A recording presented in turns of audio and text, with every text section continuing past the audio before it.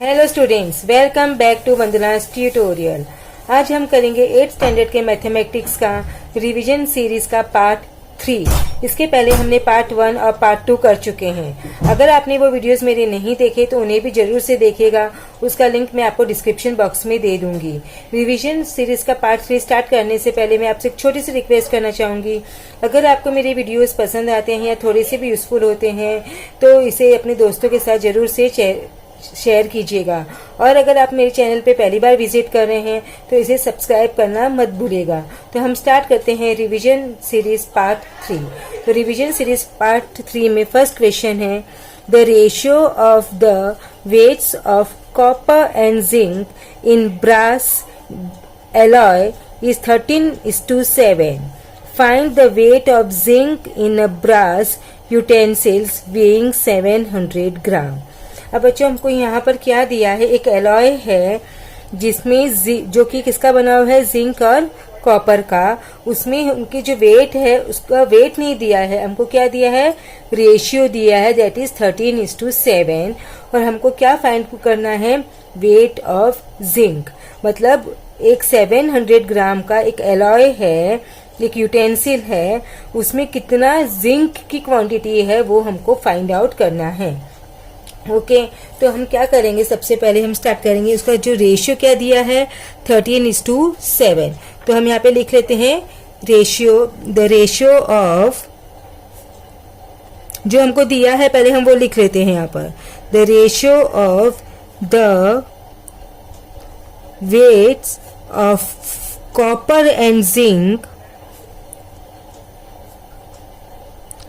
कितना दिया है बच्चों, 13:7। तो हम यहाँ पे लिखेंगे इज 13:7। ओके, ये 13:7 जो रेशियो है इसका मतलब क्या है, जो उसका नंबर होगा that must be the multiple of 13 and 7।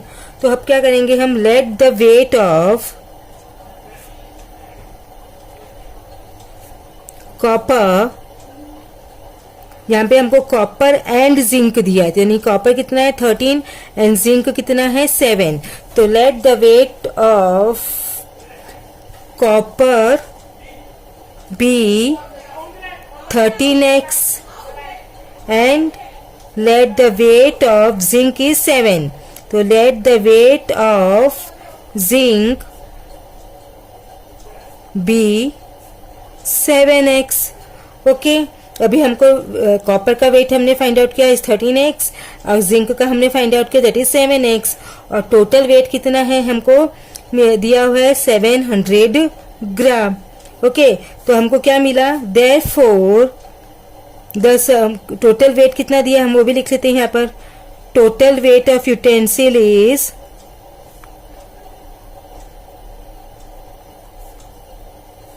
700 gram. Okay, तो यानी कि इन दोनों को प्लस करेंगे तो हमको क्या मिलेगा, 700। तो 13x plus 7x is equals to 700। और 13x प्लस 7x कितना होता है, 20x इज इक्वल्स टू 700। अब ये 20 इंटू एक्स यानी मल्टीप्लिकेशन है, तो साइड चेंज होगा तो साइन भी चेंज होगा। तो x is equals to 700 upon 20। क्या हुआ, तो 2 0 0 कैंसिल, 2 1 ज़ा 2, 2 3 ज़ा 6 एंड 1 2 5 ज़ा 10। तो यानी x की वैल्यू हमारी कितनी आ गई, 35। x हमारा कितना है बच्चों, 35। अब हमको क्या पूछा है, किसका वेट पूछा है, वेट ऑफ जिंक। तो जिंक हमारा कितना है 7x। अब 7x में हम क्या करेंगे, खाली वैल्यू को सब्स्टिट्यूट कर देंगे। हम क्या करेंगे, वैल्यू को सब्स्टिट्यूट करेंगे।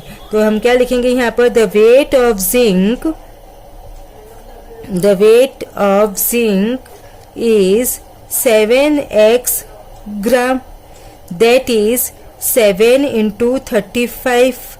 तो 7 इंटू 35 हम करेंगे तो हमको क्या मिलेगा, 245।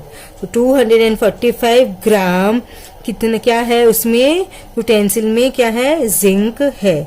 सो हम लास्ट में हमारा आंसर लिख देंगे, answer is the weight of zinc, the weight of zinc in a brass utensil is क्या है 245 ग्राम। ओके बच्चों, आई होप आपको ये सम अच्छी तरह से समझ में आ गया।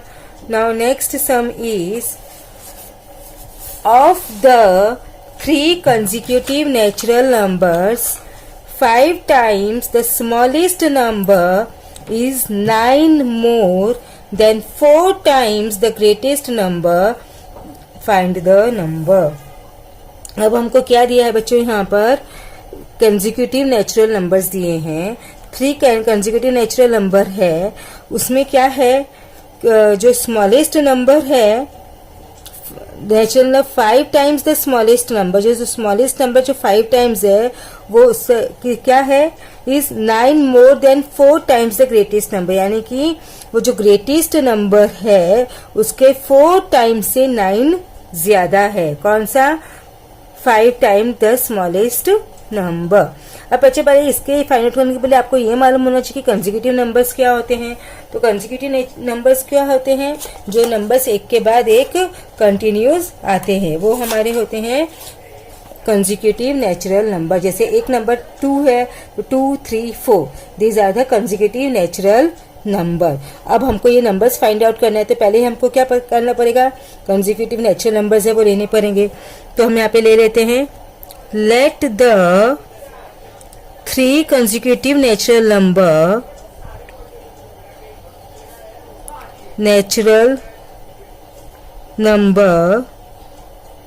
b।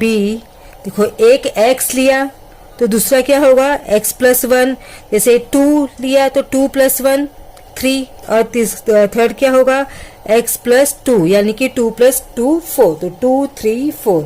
उसी तरह x plus 1 and x plus 2, ये हमने 3 कंसेक्यूटिव नेचुरल नंबर्स है वो हमने ले लिया।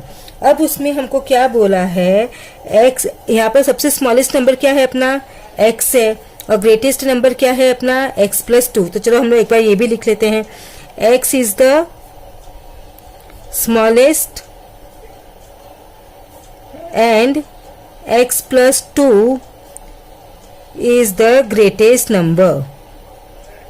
ओके अब हमको क्योंकि इसी हमने लिखा है कि उसी के अकॉर्डिंग हमको जो सम है वो भर करना है, सॉल्व करना है। अब क्या दिया है उसमें 5 टाइम्स द स्मॉलेस्ट नंबर, तो स्मॉलेस्ट नंबर क्या है x है, तो चलो हमने ये ले लिया 5 टाइम्स द स्मॉलेस्ट नंबर यानी कि x 5x। Okay is 9 more, is मतलब ये इसके बराबर है तो ये हमने 9 लिख लिया, प्लस 9 मोर यानी कि किसी तो नंबर से हमारा वो नंबर है वो क्या है 9 नंबर ज्यादा है। Okay 5 times the smallest number is 9 more than 4 times the greatest number. तो ग्रेटेस्ट नंबर अपना क्या है बच्चों, क्या है अपना x प्लस 2, तो x प्लस 2 कितना होना चाहिए किसी क्या 4 टाइम्स, तो 4 टाइम्स हमको यही दिया था ना उसके अंदर क्या दिया है 5 times the smallest number, 5 times हमारा स्मॉलेस्ट नंबर लिया इज 9 मोर, प्लस 9 मोर किया हमने more than 4 times the greatest number. तो ग्रेटेस्ट नंबर अपना x प्लस 2 है, 4 टाइम्स है तो 4 multiplied by x plus 2 plus 9। ये जो क्या था हमारा इक्वेशन है वो फ्रेम हो गया। हमको यही पूछा था ना कि हमको यही बताया तो हमने यही इसका जो इक्वेशन है वो हमने कर दिया सॉल्व। तो 5x is equals to 4x plus 2 plus 9। अब हमारी इक्वेशन हो गया तो अब हम इसको इजीली सॉल्व कर सकते हैं। पहले हम ब्रैकेट को ओपन कर लेते हैं 5x is equals to 4 into X 4x plus 4 into 2 8 plus 9। अब हम इसको आगे सॉल्व करते हैं तो 5x is equals to 4x अब प्लस 8 प्लस 9 कितना होता है बच्चों 8 प्लस 9 इज 17, 8 प्लस 9 इज 17। अब सिमिलर टर्म्स को हम क्या करेंगे एक साथ में लेकर आएंगे तो 5x ये यहाँ पर आएगा तो यहाँ पर -4x इज इक्वल्स टू हमारा क्या हो गया 17 हो गया। तो 5x - 4x करेंगे तो क्या होगा x इज इक्वल्स टू 17। तो हमको क्या मिला, हमारा स्मॉलेस्ट नेचुरल नंबर जो कि हमारा x है। तो एक नेचुरल नंबर हमको मिल गया। अभी दूसरा नंबर x + 1 यानी 17 + 1 18 एंड 17 + 2 इज 19। तो अपने नेचुरल नंबर्स के क्या हो गए, consecutive natural numbers are 17 18 and 19। तो x is equals to 17, x + 1 is equals to 17 + 1 that is 18, then x + 2 is equals to 17 + 2 that is 19। तो 17 18 and 19 we got the numbers। तो अब हम आंसर में क्या लिखेंगे, answer the 3 consecutive natural numbers are the 3 consecutive natural number are 17 18 and 19 respectively। Okay, I hope आपको ये सम समझ में आ गया। बहुत ही इजी सम था। Now will do the next one. Next is Sudhir's present age is 5 more than 3 times the age of Veeru. यानी कि वीरू की एज से सुधीर की एज क्या है, 5 प्लस है कितनी, वीरू की 3 टाइम्स एज से। ओके, वीरू की जो एज है उसके 3 गुना से 5 ज्यादा है सुधीर की एज। हमको यही दिया है ना, तो अगर हमको वीरू की एज मालूम होगी तो हम सुधीर की एज निकालेंगे, बट वीरू की एज हमको नहीं मालूम। तो हम पहले क्या करेंगे, यहाँ पे लिख लेते हैं let the age of Veeru. तो let the age of Veeru be x years, ये हमने कर दिया। अब क्या बोला है, सुधीर की एज वीरू की एज की 3 टाइम्स से 5 ज्यादा है। तो सुधीर की एज कितनी क्या हो जाएगी, then the Sudhir's age is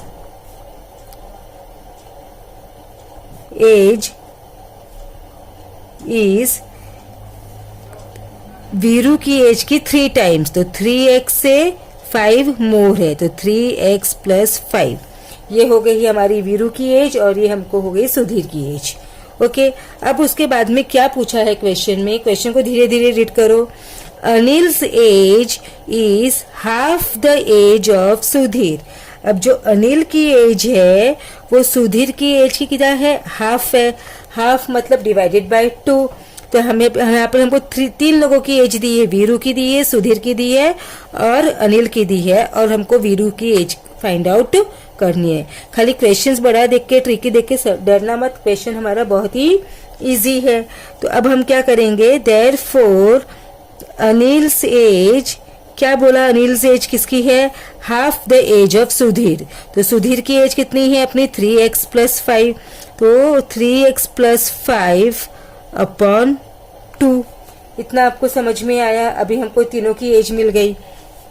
अब क्या आगे सम क्या बोला है, if the ratio of the sum of Sudhir's and Veeru's age, यानी कि सुधीर और वीरू की एज का जो सम है उसका रेशियो 3 टाइम्स अनिल्स एज, यानी कि अनिल एज का 3 टाइम्स, और इन दोनों की एज का सम का रेशियो क्या है 5:6, और हमको वीरू की एज है वो फाइंड आउट करनी है।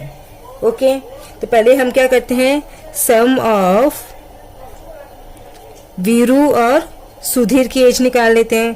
तो sum of Sudhir's and Veeru's age is equals to Sudhir की एज कितनी है, 3x + 5। तो 3x + 5। वीरू की एज कितनी है, x ईयर्स, तो plus x is equals to कितना हो जाएगा, 3x + x is equals to 4x + 5। हमने ये निकाल दिया। अब क्या बोला है, 3 times Anil's age. 3 times Anil's age मतलब क्या, 3 टाइम्स अनिल्स एज तो अनिल की एज कितनी है बच्चों? 3x + 5/2, उसका 3 टाइम्स। तो 3 मल्टीप्लाई करेंगे ना, 3 टाइम्स है तो 3x + 5/2, ये हमारा इतना उन्होंने हमको दिया है। अब क्या दिया है? उसका रेशियो दिया है कितना? 5:6। कितना दिया है? 5:6 हमको रेशियो दिया है। तो हम इसका रेशियो क्या है? Sum of Veeru's age upon 3 times Anil's age, क्या रेशियो है? इज 5:6। तो 5/6 हमको यही दिया है। तो अभी हमने sum of Veeru's age, sorry Veeru and Sudhir age आएगा यहाँ पर।